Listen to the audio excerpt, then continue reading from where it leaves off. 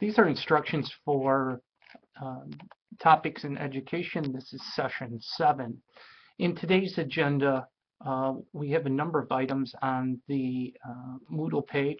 It starts out with another one of Mike Dowdy's podcasts. This one is on decision making. And one of the main themes that I'd like you to consider, and is really an issue for a lot of administrators, is the idea of allowing other people's problems becoming so high on your agenda that you're forced into decisions. I think that Dan White and Mike discussed this phenomenon in some detail, and I think that their advice is well taken. Dan White, who is being interviewed, is the district superintendent of a BOCES in upstate New York, which is basically a service agency. It's a collaboration of Monroe County school districts, and it's a high-powered position. Not only does he head that organization, but he's also the state education representative for the region. So he is someone with lots of responsibilities. And I think Dan's a former counselor and so on, and seems to have a very, I think, well-rooted and well-founded philosophy in this area. So I would suggest, pay close attention to what he has to say.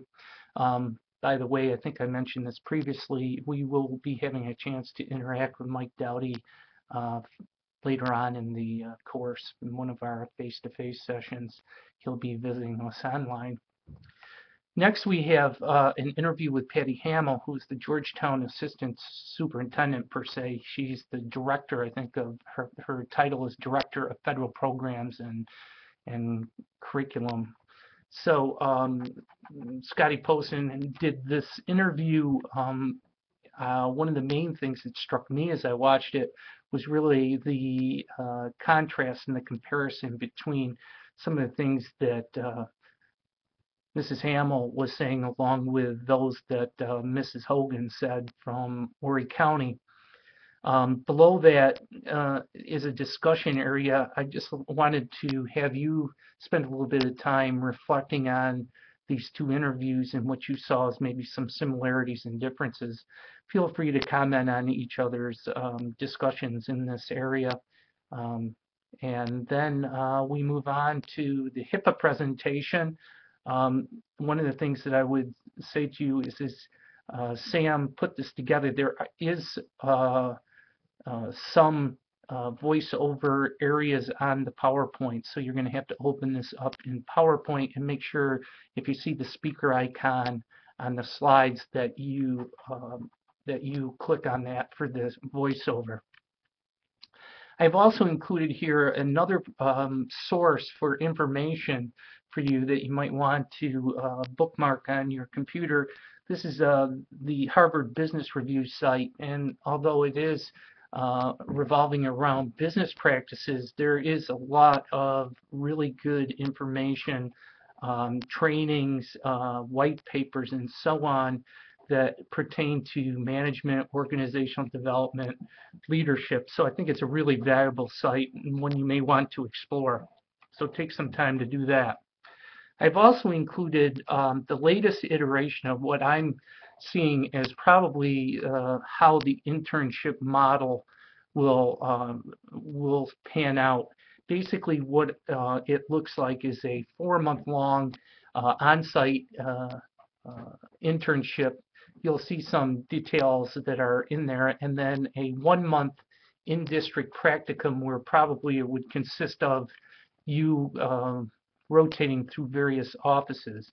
The last part is another 1-month practicum, and this one would be done off-site. So one of the things that I'm challenging you to think about, is there an organization, this could be another school district, it could be a non-governmental organization, it could be a governmental organization, any number of different things that you might be able to serve an internship in the last part of your internship. One of the things that I'm thinking is that with this model, it pushes this particular part of the internship out into Maymester and summertime. So I think it would probably free some of you up. I know with your busy schedules as school administrators, to try to do this type of work outside your own district or area would be problematic. So this is a model that I have figured out to try to take that into account. So you might take a look at that. And I have a discussion area underneath that. This will be the discussion area for this week, where you can give me some feedback on what is the efficacy and efficiency of this model and whether you think it could work. Please don't spare my feelings if you think that there's some really bad thinking that goes into this. This is a time for me to continue to work on that. And again, I guess I'd go back to really emphasize thinking about areas outside your school district that you might be able to get 9 to 12 hour per week internship within. And keep in mind, when I say 9 to 12 hours, that doesn't mean that you're on that site for 9 to 12 hours. You could be there for several hours and then, you know, doing projects or work that are not necessarily right at the location. Coming up, we have a number of items that are assignments. Keep in mind that next week your tech interview is due. When you're going out to do this, and I know I've gotten a few questions on this from some of you, you know, this is a district level or building level person who spends a lot of time working within the realm of technology. Could be a technology coach, maybe a district coordinator, whatever you think would fit the bill. But the main question is around the idea of what do starting teachers need to know. And one of the things I'd caution you about is don't get too hung up on specific programs, because those could vary from school district to school district, but rather what are some more ubiquitous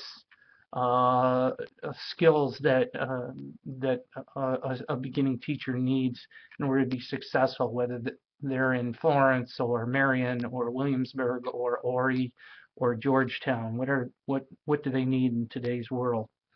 You will find that there is the submission area for that is open in Moodle. I've also opened up the independent reading book review area. That's due November 3rd. And I also have opened up for you the annotated bibliography and research paper, which is due November 17th. You should be able to see them in Moodle if you scroll down. In terms of those, I have placed an exemplar of a book review that I just got published. Maybe you can use that as a guide for your own book review. And in terms of the annotated bibliography and research paper, if you're not familiar with the annotated bibliography piece of this, just basically what you're doing is you fill out a bibliographic citation in APA, and then you do a short summary of what the article or reading was about. In terms of the research paper, what you're basically doing is taking these sources and synthesizing them into a paper. Keep in mind that one of the things we're trying to get out of this is some area that you are interested in, that you may want to conduct action research in.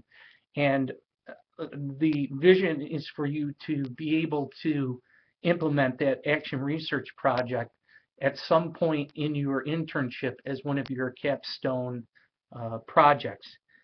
In your internship, one of the requirements is that there are 2 capstone projects. So this is envisioned as at least one of them, your own action research, and then the other being probably one of your projects within your 2 internships, or your internship and the 2 practicums. So that's it for today. I just wanted to let you know, Sam, next week I'll be sending you a link to meet online. I'm going to be out of town, and I'm assuming that you don't want to drive all the way in, so keep your eyes open for that email. If you have any questions, I'm certainly available by email, and we'll talk again soon.